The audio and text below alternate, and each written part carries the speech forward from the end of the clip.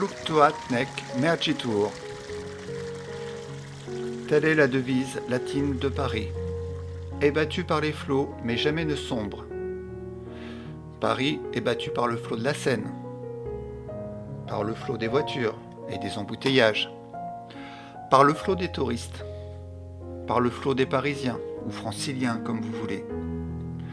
Paris, capitale de la France, siège du pouvoir, du palais de l'Élysée, de l'hôtel Matignon, de la place Beauvau, des ministères, du Sénat, de l'Assemblée nationale, des ambassades, etc. Paris, architecture. Architecture chrétienne, architecture gothique, gothique flamboyant, gothique très flamboyant, mais de moins en moins rayonnant. Architecture napoléonienne, haussmannienne, éclectique, art nouveau, art de fer, franc-maçonnique, etc. Paris, ville des Lumières, tout comme un certain ange. Paris by night, Paris fashion, Paris futile, Paris bobo. Mais aussi Paris manif, manifestation orchestrée et dirigée, manifestation réellement populaire, donc contrôlée par aucune élite, donc à dégager, interdite et réprimée.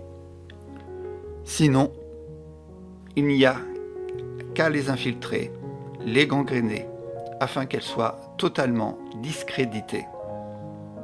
Alors que d'autres sont voulus, encouragés. Par qui et pourquoi? Par ceux qui instaurent la division. Il en est ainsi. Et dans notre histoire, des périodes où la division et les troubles ont régné ne manquent pas. Et plus d'une fois, les rues de Paris ont été secouées par les agitations populaires. Mais Paris est toujours là. Fluctuat nec mergitur. Battu par les flots, mais jamais ne sombre. Et dans tous ces remous populaires, je choisis la Commune de Paris. On dit la Commune de Paris, mais en fait, il s'agit de la deuxième du nom. Car la première Commune de Paris, c'est le gouvernement de la Révolution française. D'ailleurs, le bleu et le rouge du drapeau français sont les couleurs de Paris. Le blanc y a été ajouté quand le prisonnier Louis XVI fut transféré de Versailles à Paris, octobre 1789. Le blanc, couleur royale, prisonnière des couleurs parisiennes. Paris tient le roi. Bleu, blanc, rouge. Mais si la Commune de Paris de 1871 a pris le nom du gouvernement de 1789, elle ne prendra pas son drapeau. Son drapeau sera rouge. Mais pourquoi donc? Dans l'Ancien Régime, dans la marine, quand on hissait le drapeau rouge avant une bataille, cela signifiait pas de prisonniers. On tue tout ennemi. Donc, la Commune de Paris était révolutionnaire et considérait tout opposant à ses idées comme ennemi à abattre. Mais tout événement historique a des origines. Les racines de la Commune remontent à 1789, voire plus ancien. Mais tenons-nous-en à plus récent. Une série d'événements va déclencher l'insurrection parisienne. À savoir que 19 ans plus tôt, en 1851, le premier président de la République, qui ne pouvait pas renouveler son mandat, finit par faire un coup d'État pour se maintenir au pouvoir, et de fait dissout la République et instaure le Second Empire. Ce premier président de la République est Louis-Napoléon Bonaparte, ou l'empereur Napoléon III. Les républicains, spoliés et trahis par ce coup de force, ne vont jamais le lui pardonner. Revenons en 1870, 19 ans plus tard. La France a déclaré la guerre à la Prusse et notre armée cherche à violer les frontières des États allemands. Mais, à la grande surprise générale, les troupes françaises sont immédiatement repoussées, voire pourchassées par l'armée prusse jusqu'à Metz, là où elle peut se mettre à l'abri. L'empereur Napoléon III, le président de la République qui a mis fin à la République par un coup d'État, part avec des troupes en renfort pour soutenir Metz, mais se fera prisonnier en chemin, à la bataille de Sedan, le 2 septembre.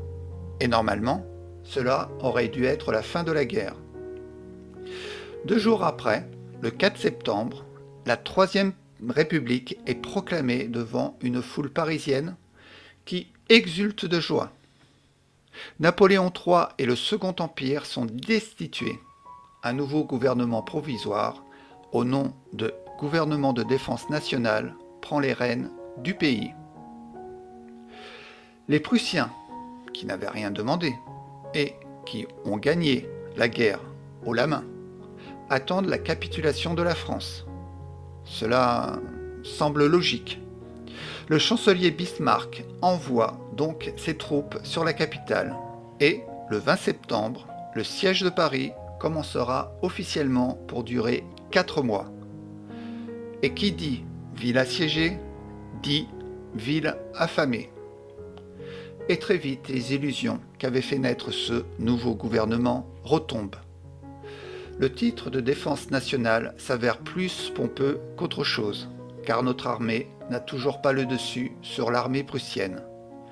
Et ce nouvel État se retrouve assiégé dans une ville où une partie de la population commence sérieusement à contester sa légitimité. Et la disette due au siège n'arrangera rien. Le 28 janvier 1871, le gouvernement français conclut l'armistice, alors qu'une partie de la population parisienne ne comprend pas et n'admet pas la défaite. Le 8 février, des élections législatives sont organisées et les Français votent en majorité pour les monarchistes.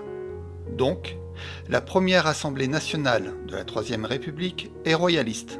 Une majorité parlementaire royaliste dans une république, il y a quelque chose qui sonne faux, comme pour un concerto pour trombone et clavecin. Et à Paris, où on a proclamé une république, on est stupéfait par le scrutin universel. Mais, pour les républicains révolutionnaires, on a la solution concernant le vote national. Cette décision révolutionnaire vous étonne ? Vraiment. À savoir que sous cette république, que tout président et gouvernement sont élus par vote de l'Assemblée nationale. Donc, le gouvernement et le nouveau chef d'État sont monarchistes. Le 1er mars, les troupes prussiennes, ou plutôt les troupes allemandes, car l'Allemagne vient d'être proclamée à Versailles le 18 janvier 1871. Donc, les troupes allemandes défilent sur les Champs-Élysées. Et c'est une humiliation ou provocation de plus pour les Parisiens. Une partie du peuple de Paris était fortement hostile au gouvernement provisoire républicain. Il l'est davantage pour ce régime royaliste. Conscient de la situation, l'Assemblée nationale s'installe à Versailles.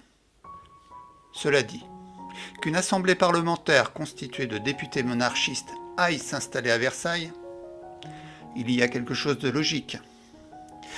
Dans la nuit du 17 au 18 mars, le nouveau chef de gouvernement, Adolphe Thiers, ancien ministre sous Louis-Philippe, fait déplacer les stocks de canons qui sont à Paris. Les opérations traînent jusqu'à l'aurore. Et la garde nationale, avec des Parisiens, réagissent. Des barricades se forment et Louise Michel harangue les troupes. Les soldats français et les Parisiens ne sont pas ennemis. Et le point de bascule est quand le général Lecomte donne l'ordre de tirer sur les Parisiens. Alors, Les soldats mettent leur crosse en l'air et le font prisonnier, prisonnier du comité de vigilance. Plus tard, le général Clément Thomas, en civil, est reconnu. Ce général est accusé d'avoir pris part au commandement du massacre de juin 1848 dans les rues de Paris. Les 2 généraux seront exécutés dans la journée. Adolphe Thiers et le gouvernement quittent Paris pour rejoindre l'Assemblée nationale qui est à Versailles. 18 mars 1871, la Commune de Paris est instaurée. À suivre.